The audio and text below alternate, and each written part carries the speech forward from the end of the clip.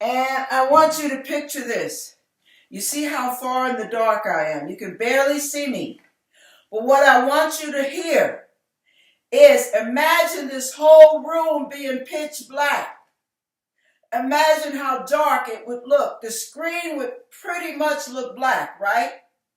Now, sometimes when the light of life goes out and darkness creeps in through trials, tribulations, challenges, we hit the panic button, don't we?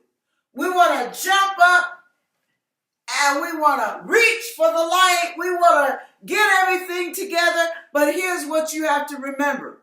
When you're sitting down, let me turn the light on so you can see me. When you're turning down, when you're in the dark and you're trying to feel your way, you know the first thing you need to do when things go awry, things go dark on you? I'll show you again. You sit and you look up. You don't have to look up. I'm just being symbolic. You look to the hills from whence come your help. You ask God, Lord, what do I do? I can't see what's happening. I don't understand why this is going down like this. Father, I need your guidance. I need you to give me a peace because I'm getting really upset right now, Father. I'm getting really scared. Help me, Lord. Help me. I don't know what to do, Father, and I'm scared. And let the tears roll, and you shut your mouth, sit there, be silent, and wait on God to give you instruction. Now, what he may say is be silent and do nothing. He may tell you to do absolutely nothing. Even if someone's coming against you, accusing you for something you didn't do, looking at you with a crooked eye, maybe they're full of attitude. Maybe they're angry at you for something you didn't even do. And they misconstrued everything you said and did. Now, what do? You sit, you be still, and you get to see the salvation of the Lord. Now listen to this. When you sit, try it tonight in your room. I want everybody to try this. And this is a lesson in life. God gave me this illustration years ago. Sit down in your room, turn every light out. And if anything has a glow, cover it up. Get it as dark as you can get it. Wait. Look around as soon as you turn everything out. Sit there and look around. I'm telling you to sit so you be safe. Sit where you can get your hand to a light quickly. But you sit there and you wait a while and you look around. And you know what you'll notice? Wait 5 minutes. What you couldn't see during the first 30 seconds, you can see in 5 minutes. What you couldn't see in 5 minutes, you can see in 10 minutes. What you couldn't see in 10 minutes, you can see in 15. Now your eyes have acclimated to the dark. You can navigate more clearly because your pupils have dilated. You have grown accustomed to the dark. Now the dark doesn't have to be your enemy. But you also don't have to get hurt and make a mess out of a crisis in the dark. And what does God do? He takes your hand and shows you where the light is. And now you've got light. He sheds light in our darkness. Remember this. You are never alone. You hear me? You are never alone. You have got to know that when you have God on your side, He is pulling for you. He is waiting with bated breath for you to ask for His guidance. He's waiting for you to cry out to Him, pour your heart out to Him. He doesn't want you running around putting out fires. Let me tell you an example. Years ago, I'm going to give you about 2 or 3 examples because I'm telling you, God is truly a counselor. Now, one day I was doing a lady's hair. I didn't know this lady. She seemed really nice. I spent hours at the store with her picking out the right hair. She wanted individuals. So we braid the hair. We spent all day, 2 days, because she had a lot of hair. And we braid her hair. And everything's said and done. She loves it. She da-da-da-da-da. Comes back 2 days later. I want my money back. I don't like my braids. Now, I'm getting nervous and angry because I know she liked her hair when I was done. She just wanted her money back so she could spend it somewhere else. But this is what I didn't know. As God would have it, the owner of the salon knew that young lady's mother and told me that she was a prima donna with an attitude. And everything that she had done, her parents paid for. So if she wants money back, it's not because the job wasn't done well. It's because she wants to go shopping. She saw something she wants and her parents wouldn't give her the money, so she's going to come back and get it from you. Now, I'm up in arms because I don't want her to take me to court for a lie. So what ends up happening? I go home. I'm nervous. I'm up in arms. What am I going to do, Lord? She's going to sue me. I'm just, never had that kind of issue. So this was a first for me. God led me to Isaiah chapter 7.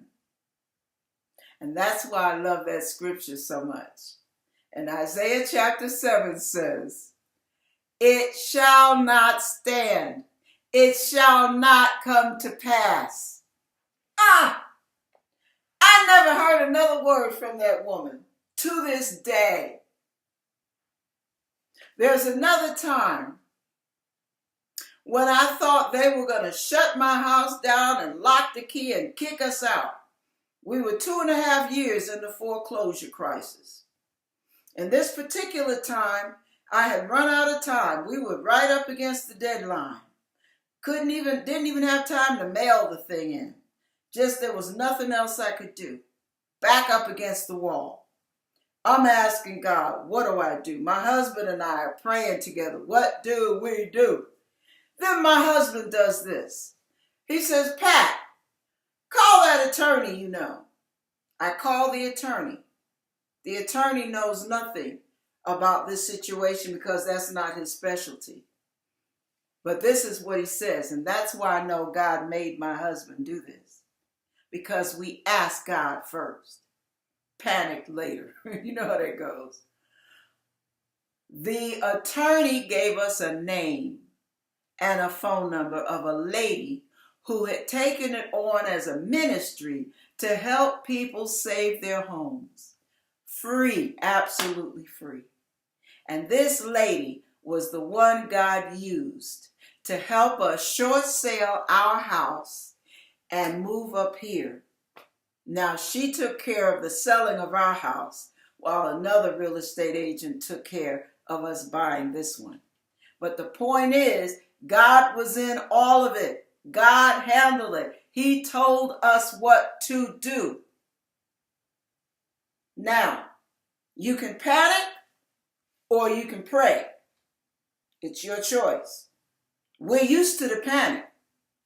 Some of us kind of like getting upset. We like the emotional explosions. Why? We lived with them all our lives. It's a comfort zone. We'll go off in a New York minute. But sometimes God wants to teach you to be still and see the salvation of the Lord. He's a mighty God. That means he's not a wimp. He's not fearful. He will fight your battles for you. Some of your battles belong to the Lord, not you. You're just to sit and watch him work. Lesson to be learned. Watch how God does it compared to how you would have messed it up. Now, when you look at situations like that, for another example, thank you, Lord. Sometimes I believe that some words should be backed up with life experiential testimonies, because we hear it in the word, but we want to know, well, tell me what you experienced. What do you know about it? All right, this is what I know about it. I had asked the Lord years ago, because I was always driving old hoopties, those old used beat up cars, okay? And I asked the Lord, would he please make sure that every time anytime any of my cars break down, flat tire, dead battery, whatever, that he would always have help right there within the first 5 minutes of the problem, so that I wouldn't have to hold up traffic or be stranded somewhere for hours on end. Well, one day, I was coming off of the 210 freeway. Car stopped. I'm sitting there waiting for the red light. Major intersection. I'm getting ready to turn left, and my car just goes, whoop, turns off. I can't turn anywhere. So now I got to put it in park, raise my hood up to let people know, go around me.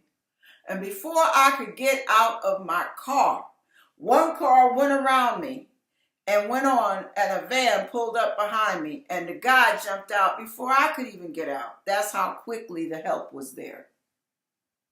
And he says, let me show you how God helps. He says, hi, would you like me to push you across the street?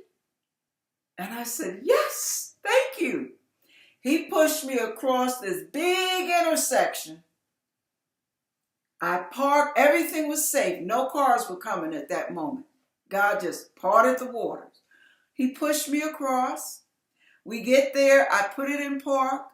He asked me if I would like for him to look under my hood. I'm like, why not? I'm feeling peace. I'm not feeling like this guy is a threat. He opens up my hood, looks around, tells me that I need a new battery. And I'm thinking, okay, how can I write a note here? You think because I got to call somebody to come and take me to go get a battery. He says, total stranger. He says, I don't mind taking you to get a battery. And I'm thinking, Lord, is he safe? I don't know this man. I'm going to get in a van. I know he's sweet, but is he safe? And I felt nothing but peace. And I said, okay, but I have to go all the way to Sears. That's 10 miles. I don't think you want to go that far. Oh, I don't mind. I got time. Okay, Lord, is this really safe? I get in his van, get on the 210 freeway, we go to Sears. The reason I had to go to Sears was because I had no money. But I had a Sears credit line, and I was able to get my battery there.